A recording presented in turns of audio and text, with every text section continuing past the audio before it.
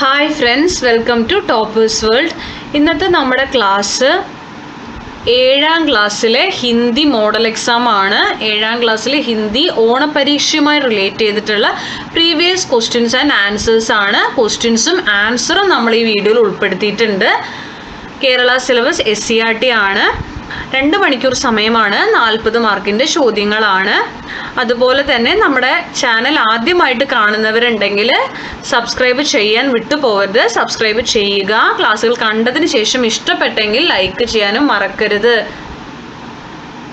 അപ്പം നമുക്ക് ക്ലാസ്സിലേക്ക് കടക്കാം. ആദ്യം തന്നിരിക്കുന്നത് ഗതിവിധി ഫസ്റ്റിൽ സൂചന ഗണ്ട് പഠി ഓർ പ്രശ്നോം കി ഉത്തർ ലിഖിയും 3 ലൈൻസ് തന്നിട്ടുണ്ട്. അതുമായി റിലേറ്റ് ചെയ്ത് 5 ചോദ്യങ്ങളാണ്. ക്വസ്റ്റ്യൻസ് ഞാൻ വായിക്കാം, ആൻസർ നിങ്ങൾ ചെയ്യണം.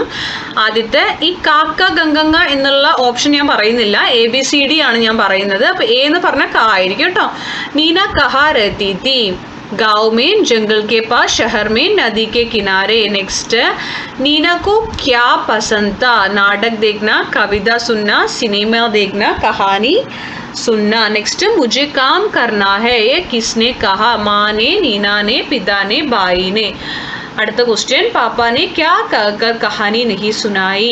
मैं तो समाचार सुन रहा हूँ, मैं तो TV देख रहा हूँ, मैं तो अखबार पढ़ रहा हूँ, मैं तो गाना गा रहा हूँ.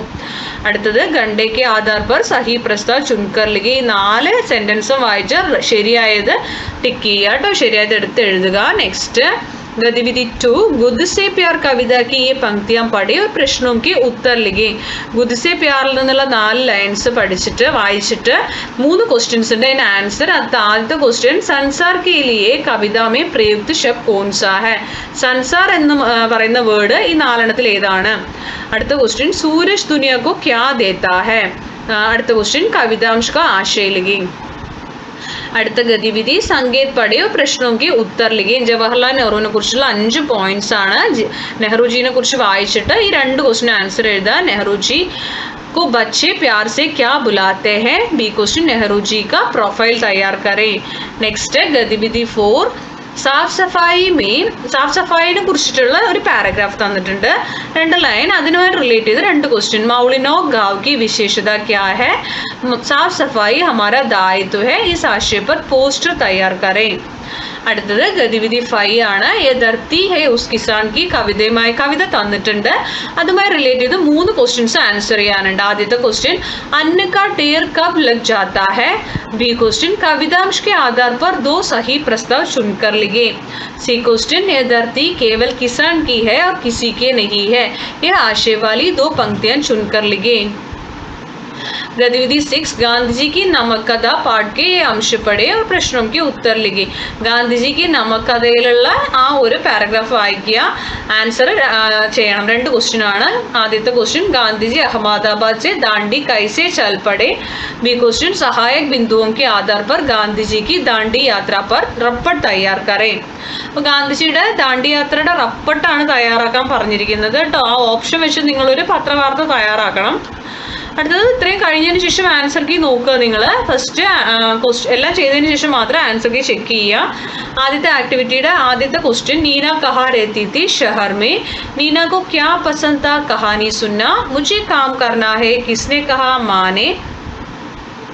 पापा ने क्या कहकर कहानी नहीं सुनाई? मैं तो अखबार पढ़ रहा हूँ.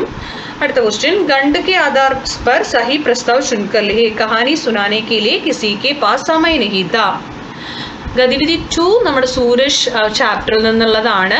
ആദ്യ ക്വസ്റ്റ്യൻ, संसार के लिए कविता में प्रयुक्त शब्द कौन सा है? दुनिया. അതുപോലെ सूरज दुनिया को क्या देता है ചോദിച്ചാൽ ഇതാണ്, आग देता है. ആശയം, कवि कहना चाहता है कि सूरज अपनी आग से इतना प्रेम करता है कि वह आग को दुनिया को भी दे देता है. नेक्स्ट, गतिविधि 3, नेहरू जी को बच्चे प्यार से चाचा जी बुलाते हैं. നെഹ്റുജിയുടെ പ്രൊഫൈൽ ഉണ്ടാക്കാൻ പറഞ്ഞിട്ടുണ്ട്. നമുക്ക് നെഹ്റുജിയുടെ പേര്, ബർത്ത് പ്ലേസ്, അമ്മയുടെ പേര്, അച്ഛൻ്റെ പേര്, അതുപോലെ എന്തായിരുന്നു അദ്ദേഹത്തിൻ്റെ പോസ്റ്റ്, ഭാരതത്തിൻ്റെ ആദ്യ പ്രധാനമന്ത്രി അല്ലേ, ബച്ചോൻ ദ്വാര പ്യാർ സെ പുക്കാരാ ജാനെ വാലെ നാം ചാച്ചാജി, ഇത്രയും തന്നിട്ടുണ്ട്. ഇത് വെച്ചിട്ടാണ് നമ്മൾ എഴുതേണ്ടത്. नोക്കാം. जवाहरलाल नेहरू का जन्म इलाहाबाद में हुआ था. उनकी माता का नाम स्वरूप रानी और पिता का नाम मोतीलाल नेहरू था.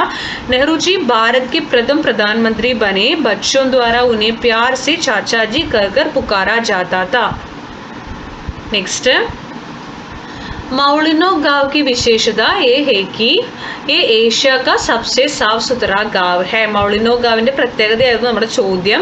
ഇതിന്റെ ആൻസർ ആണ് വായിച്ചത്. ബി ക്വസ്റ്റിന്റെ ആൻസർ സാഫ് സഫായി ഹമാര ദായിത്വ ഹെ. പോസ്റ്റർ തയ്യാറാക്കാൻ പറഞ്ഞിട്ടുണ്ട്. 4 ഓപ്ഷൻ തന്നിട്ടുണ്ട്. ഇതിൽ ഏത് വേണമെങ്കിലും എടുത്ത് നിങ്ങൾക്ക് പോസ്റ്റർ ഉണ്ടാക്കാം. ആദ്യത്തെ സ്വച്ഛത അപ്നായി ബീമാരി ബഗായെ, गंदगी फैलाना बंद करें, साफ सफाई से स्वस्थ रहे, हमारा गाँव हमारी जिम्मेदारी. അപ്പോൾ ഇതിൽ ഞാൻ എഴുതിയിരിക്കുന്ന പോസ്റ്ററാണ് സാഫ് സുഥറ ഗാവ് സ്वस्थ ജീവൻ का आधार, आओ मिलकर करे सफाई, ഏഹേ ഹം സബ്കാ അധികാർ. നിങ്ങൾ ഇത് എഴുതുന്ന സമയത്ത് നിങ്ങൾക്ക് ഒരു പിക്ചറൊക്കെ വരച്ച് ലെറ്റേഴ്സൊക്കെ കുറച്ചുകൂടി ഹൈലൈറ്റ് ചെയ്ത് കുറച്ചും കൂടി നല്ല രീതിയിൽ പോസ്റ്റർ തയ്യാറാക്കുക കേട്ടോ. അപ്പോൾ കുറച്ചുകൂടി കാണുമ്പോൾ അട്രാക്റ്റീവ് ആയിരിക്കും. അടുത്തത് गतिविधि 5. അതിൽ ആദ്യത്തെ ആൻസർ എ ക്വസ്റ്റ്യൻ ആൻസർ किसान नए वर्ष में नए फसल के ढेर अन्न का लावा जमा देता है. बी क्वेश्चन आंसर कवितांश का आशय ये धरती उस किसान की है जो अपनी मेहनत से अनाज पैदा करता है, ये न राजा की है न रंग की. ओके, नेक्स्ट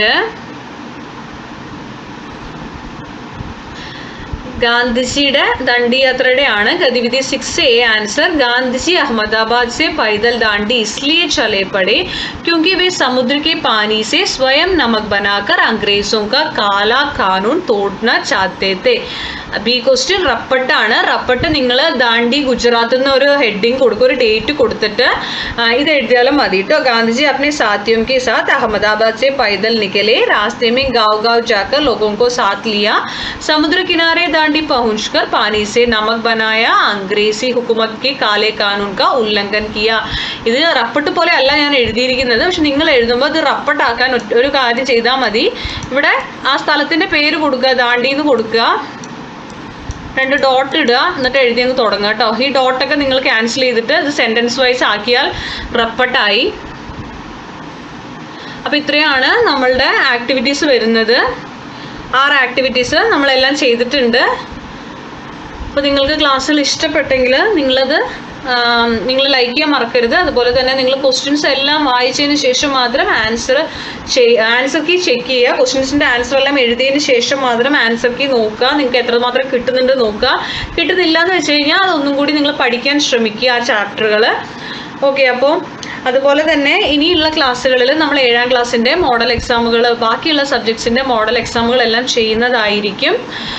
തീർച്ചയായിട്ടും നിങ്ങളുടെ അഭിപ്രായങ്ങൾ കമൻറ്റ് ബോക്സിലൂടെ ഞങ്ങളെ അറിയിക്കണം. ഇനിയും സബ്സ്ക്രൈബ് ചെയ്യാത്തവരുണ്ടെങ്കിൽ സബ്സ്ക്രൈബ് ചെയ്ത് ഞങ്ങളെ സപ്പോർട്ട് ചെയ്യണം. Thank you for watching.